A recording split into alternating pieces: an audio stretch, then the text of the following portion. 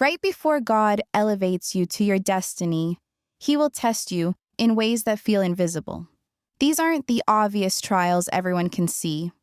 These are the silent tests that happen in the quiet moments, in the spaces between your prayers, and when nobody else is watching.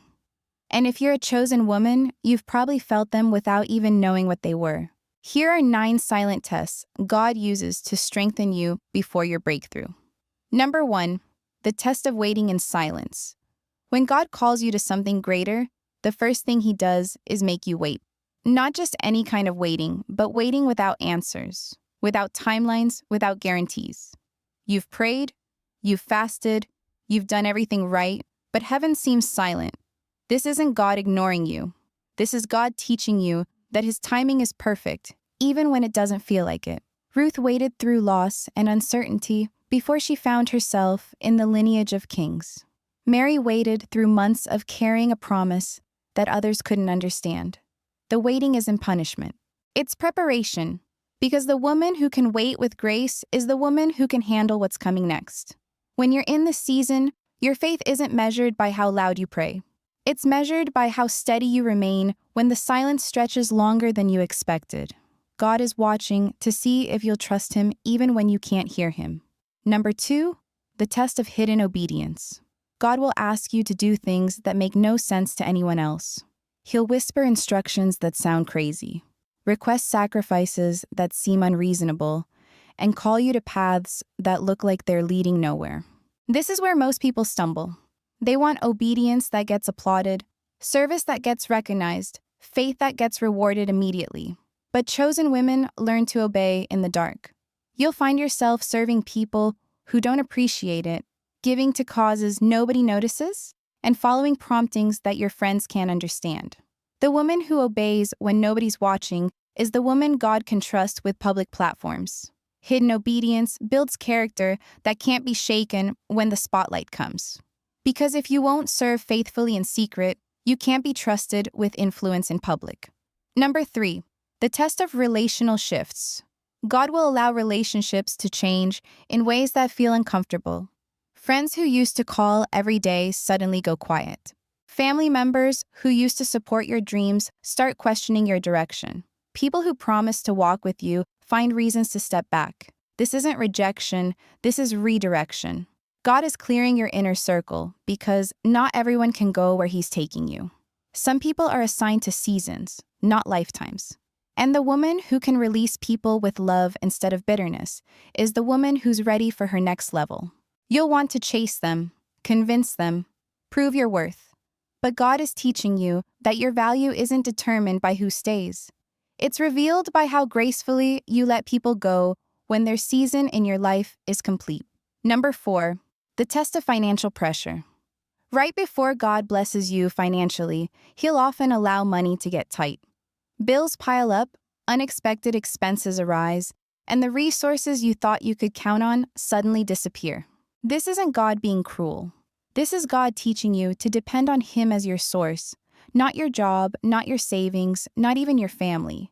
He needs to know that when abundance comes, you won't forget who provided it.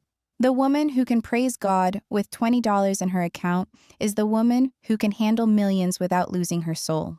Financial pressure reveals character.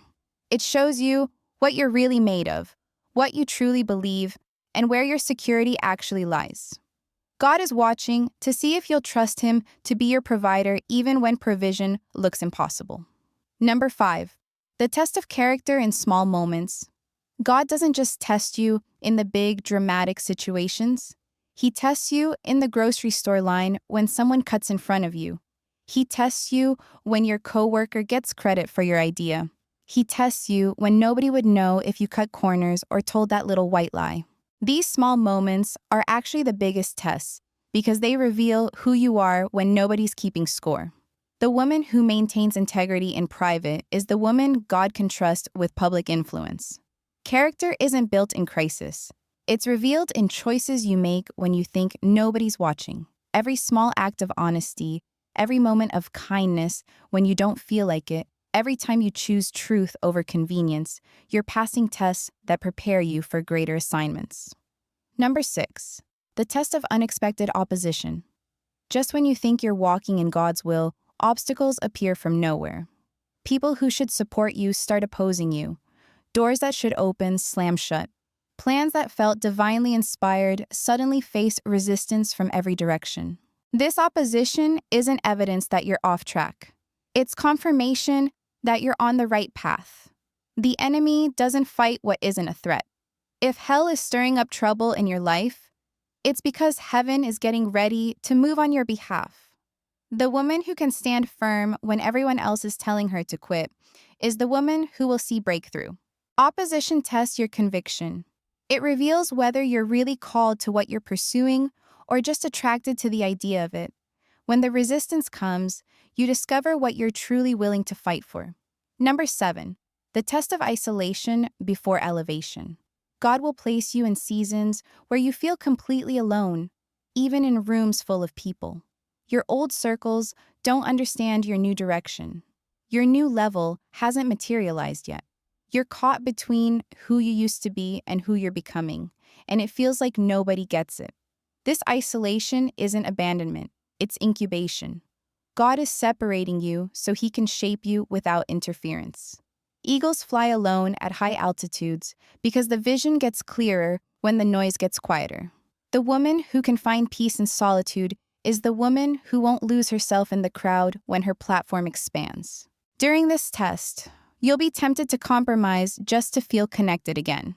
You'll want to lower your standards, dim your light, or change your message to fit in somewhere. But God is teaching you that it's better to stand alone in truth than to blend in with lies. The isolation is temporary, but the character you build during it is permanent. Number 8, the test of handling rejection without retaliation. People will misunderstand your motives, question your character, and reject opportunities meant for you. They'll choose others who are less qualified, less prepared, less anointed.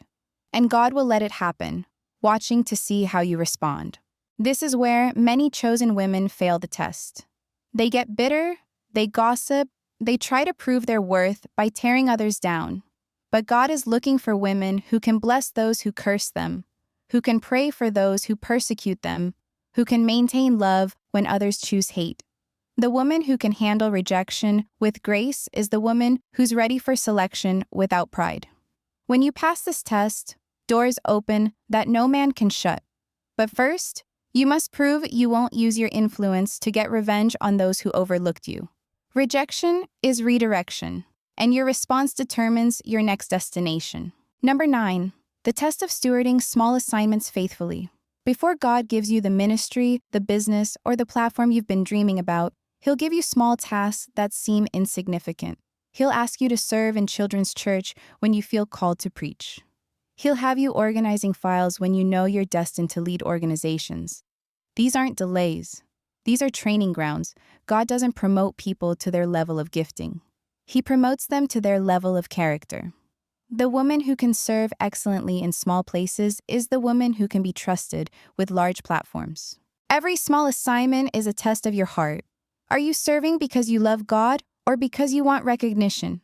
Are you faithful because it's right or because someone's watching? The way you handle the little things determines whether God can trust you with the big things.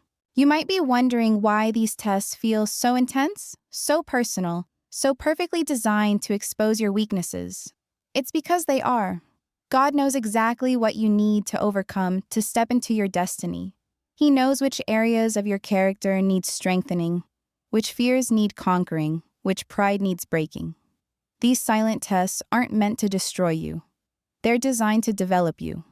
Every test passed is preparation for a testimony. Every challenge overcome is equipment for helping others overcome. Every silent season is building strength for the loud seasons ahead. The woman who recognizes these tests for what they are has an advantage. Instead of fighting the process, she can partner with it. Instead of asking why this is happening, she can ask what she's supposed to learn. Instead of wasting time in frustration, she can invest time in formation. But here's what most chosen women don't realize. These tests don't come once and disappear forever. They come in cycles, each time at a higher level, preparing you for greater dimensions of your calling. The test of waiting returns when God is preparing you for bigger promises. The test of obedience comes back when He's ready to trust you with greater assignments. Each time you pass, you qualify for the next level. Each time you fail, you repeat the grade until you get it right. God isn't rushing your process because He's more interested in your character than your comfort, more concerned with your foundation than your feelings. So now you know the 9 silent tests that every chosen woman must navigate: the waiting, the hidden obedience, the shifting relationships, the financial pressure, the character moments, the opposition, the isolation, the rejection, and the small assignments. These aren't random hardships. They're strategic preparations for your destiny. If you're in the middle of any of these tests right now, don't despair. You're not being punished. You're being prepared. God sees something in you that requires this level of refinement.